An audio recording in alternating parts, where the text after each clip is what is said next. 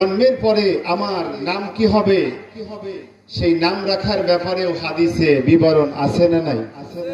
আমি একটু বয়স বেশি হলে যখন বোঝার মতো জ্ঞান হয়, তখন আমাকে কোন কাজটি প্রথমে করাতে হবে সেই বিবরণও ইসলামে আছে না নাই?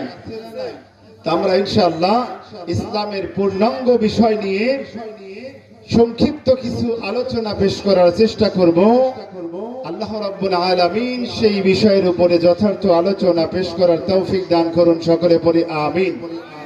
আমি আপনাদের সময় নিয়ে অযথা গল্প করে রাতের আরামের ঘুমকে হারাম করতে চাই না।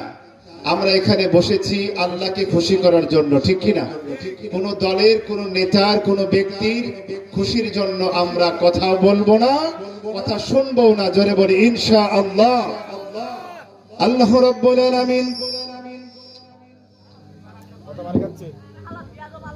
আল্লাহ রাব্বুল আলামিন এই দুনিয়ার মানুষদেরকে হেদায়েতের জন্য এমন একটা কিতাব দিলেন, যেই কিতাবের সমকক্ষ কিতাব এই পৃথিবীতে আর একটাও নাই, ঠিক না? এই পৃথিবীতে অনেক কবিতার কিতাব আছে, গল্পের বই আছে, এই পৃথিবীতে অনেক নাটক সিনেমা আছে, এই পৃথিবীতে কত কিছুই আমরা দেখলাম। একবার, দুইবার, পাঁচবার শোনার পরে আর তার প্রতি কোনো আকর্ষণ থাকে না। অথচ আল্লাহ রাব্বুল আলামিনের কোরআন যত পড়ি ততই হৃদয়টা ভরে যায় কি যায় না?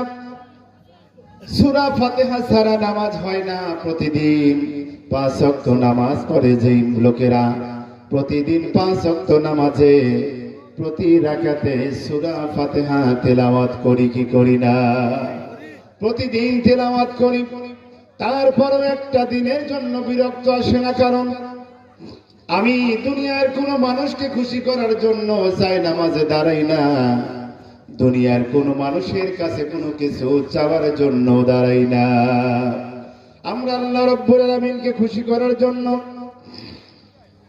আল্লাহর কাছে সাহায্য চাওয়ার জন্য দাঁড়ায়া আমরা সুমধুর কণ্ঠে তেলাওয়াত করি আলহামদুলিল্লাহি রাব্বিল আলামিন আর রহমানির রহিম মালিকি ইয়াউমিদ্দিন।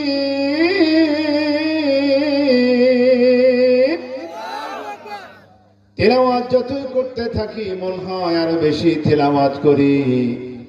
আল্লাহ রাব্বুল আলামিনের কোরআন পড়ে কোনদিন কোন বান্দার অন্তরে অতৃপ্তি আসে না।